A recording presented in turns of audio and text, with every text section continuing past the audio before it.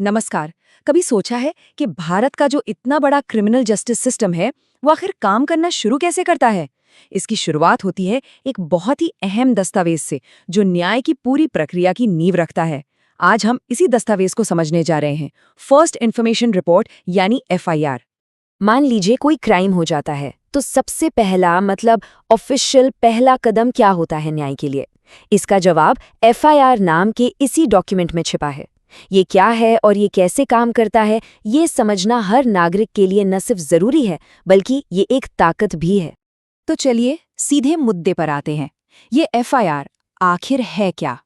ये सिर्फ एक कागज का टुकड़ा नहीं है, ये वो चाबी है जो कानूनी मशीनरी को चालू करती है और न्याय की प्रक्रिया को आगे बढ़ाती है। तो एफआईआर का पूरा मतलब है फर्स्ट इन्फॉर्मेशन रिपोर्ट।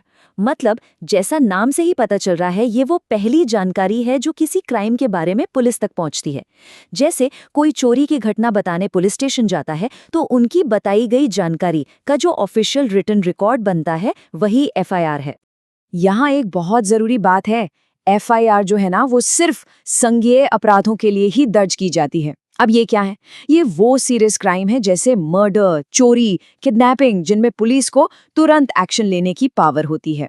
मतलब वो बिना वारंट के अरेस्ट कर सकते हैं और अपनी जांच शुरू कर सकते हैं। तो एफआईआर इतनी जरूरी क्यों है?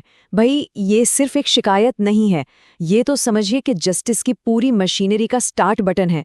इसके दर्ज होते ही पुलिस की ऑफिशियल जांच शुरू हो जाती है, पीड़ित को एक पक्का रिकॉर्ड मिल जाता है और यही वो डॉक्यूमेंट है जिस पर पूरा कानूनी केस खड़ा होता है।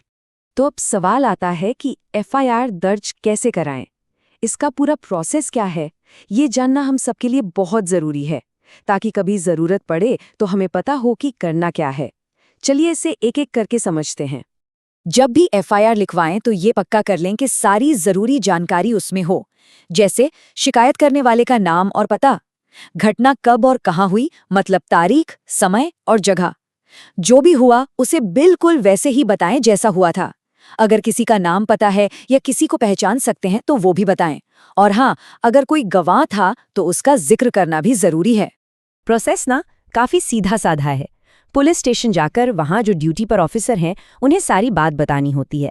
वो आपकी बात को लिखेंगे और फिर आपको पढ़कर सुनाएंगे। ये बहुत बहुत जरूरी है कि साइन करने से पहले सब कुछ चेक कर लिया जाए कि सही लिखा है या नहीं। और याद रखिए, एफआईआर की एक कॉपी मुफ्त में लेना आपका हक है। देखिए, एफआईआर दर्ज कराना सिर्फ एक प्रोसेस नहीं है, ये अपने अधिकारों का इस्तेमाल करना भी है।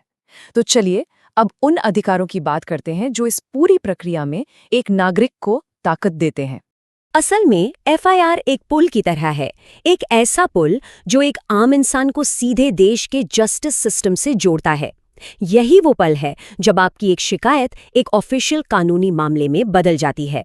इस बात को दोबारा कहना बहुत जरूरी है, एफआईआर दर्ज कराने के बाद उसकी एक कॉपी फ्री में लेना आपका पूरा अधिकार है।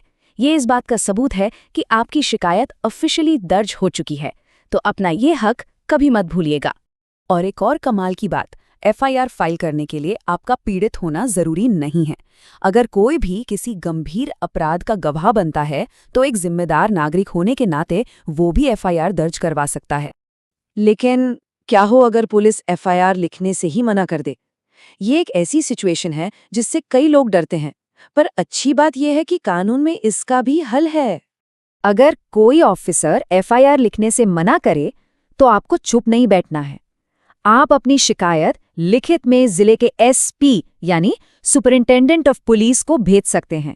अगर वहां से भी बात नहीं बनती तो आप सीधे मजिस्ट्रेट के पास जा सकते हैं, जो पुलिस को एफआईआर दर्ज करने का ऑर्डर दे सकते हैं। वक्त के साथ साथ ना एफआईआर के प्रोसेस में भी काफी सुधार हुए हैं। खास तौर पर नए भारतीय नागरिक सुरक्षा संहिता 2023 के आने के बाद। इन बदलावों का मकसद इस पूरी प्रक्रिया को सबके लिए और आसान बनाना है। इनमें से एक बहुत बड़ा सुधार है ई-एफआईआर। सोचिए, अब कई राज्यों में कुछ खास तरह के अपराधों के लिए ऑनलाइन एफआईआर दर्ज कराई जा सकती है। इससे पुलिस स्टेशन के चक्कर काटने से बच जाते हैं और प्रोसेस भी तेज हो जाता है। ये डिजिटल इंडिया की तरफ एक बहुत अच्छा कदम है। और दूसरा जो बड़ा बदलाव आया है वो है जीरो एफआईआर। देखिए, पहले क्या होता था कि आपको उसी पुलिस स्टेशन में एफआईआर लिखवानी पड़ती थी जिसके एरिया में क्राइम हुआ हो। इसमें बहुत टाइम खराब होता था।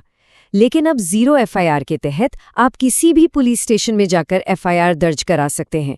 वो आपकी रिपोर्ट लिखेंगे और फिर उसे सही पुलिस स्टेशन में ट्रांसफर कर देंगे। तो आखिर में ये सब इतना मायने क्यों रखता है? एफआईआर सिर्फ एक कागजी कार्रवाई क्यों नहीं है? चलिए इसकी असली अहमियत को समझते हैं। एक बहुत अच्छी बात कही गई है जो इस पूरे मामले का सार है कि एफआईआर सिर्फ एक प्रक्रियात्मक उपकरण से कहीं ज्यादा है। ये दिखाती है कि कानून लागू करने वाली एजेंसियां और नागरिक कैसे एक दूसरे से डील करते हैं। मतलब ये सिर्फ एक फॉर्म नहीं है, ये नागरिक और सिस्टम के बीच के रिश्ते का एक प्रतीक है। तो सबसे जरूरी बात क्या है? एफआईआर जवाबदेही का पहला और सबसे अहम कदम है। जब एक एफआईआर दर्ज हो जाती है तो आपकी शिकायत एक ऑफिशियल रिकॉर्ड बन जाती है। ये पुलिस और सरकार पर एक दबाव बनाती है कि वो एक्शन ले। ये पक्का करती है कि एक नागरिक की आवाज को अनदेखा न किया जाए। तो अब ये सवाल हमारे सामने आता है, ये जानने के बाद कि एफआईआर सिर्फ एक शिकायत नहीं बल्कि जवाबदेही का एक इतना शक्तिशाली हथियार है, क्या न्याय व्यवस्था को देखने का हमारा नजरिया बदलता है? ये हमें सिर्फ एक दर्शक नहीं बल्कि इस सिस्टम में एक एक्टिव हिस्सेदार बनने के बारे में सोचने पर मजबूर करता है।